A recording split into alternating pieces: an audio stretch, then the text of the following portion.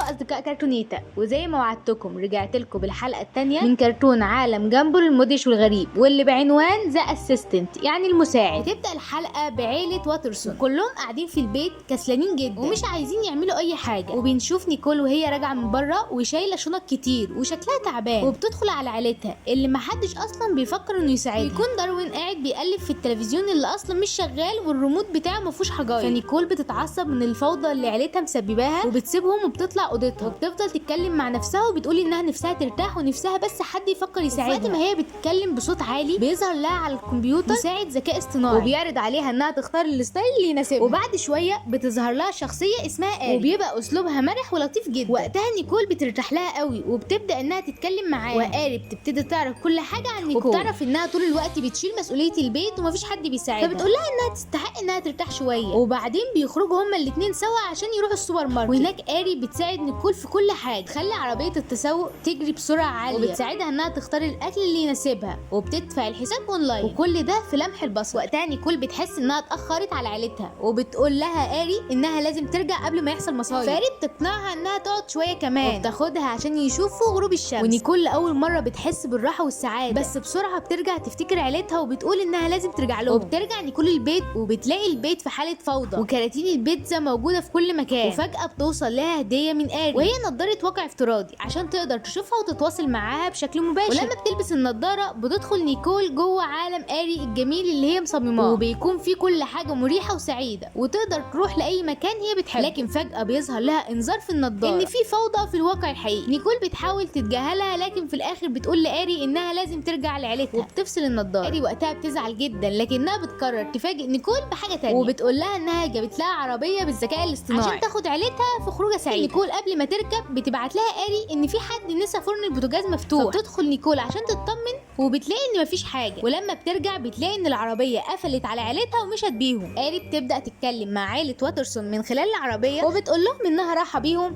لقاع بحيره المور، وكلهم بيبقوا قاعدين مرعوبين. فنيكول بتلحقهم بسرعه وبتلبس نضاره الواقع الافتراضي عشان تواجه آري وبتقول لها ان دول عيلتي وما ينفعش تاخديهم كده. لكن آري بترد عليها وبتقول لها انا بعمل كده عشانك، هما بيتعبوكي وبيعتمدوا عليكي في كل حاجه وانا كنت عايزه اريحك. نيكول بتتعصب وبتحاول انها تضربها، لكن طبعا آري في عالم افتراضي ومفيش حاجه بتاثر فيه. في الوقت ده ريتشارد وداروين وجامبل بيحاولوا انهم يبوظوا العربيه وبيلاقوا زرار الباور وفعلا بيضغطوا عليه بعد محاولات كتير، وبيقدروا انهم يفصلوا العربيه قبل لحظه واحده بس من ان هي تقع في البحيره. وبيخرجوا من العربيه وبيحضنوا نيكول وبيقولوا لها ان احنا النهارده اللي انقذناكي مش العكس. في اخر مشهد بنشوف نيكول وهي قاعده وسط عيلتها وكل واحد فيهم بيساعدها في حاجه، واخيرا اتعلموا ان ماما مش المفروض تعمل كل حاجه لوحدها. وبكده تكون خلصت الحلقه. لو عجبتكم قولوا لي في الكومنت، وتقييمي للحلقه دي هيكون 8 من 10، واستنوني في الحلقه الثالثه. سلام.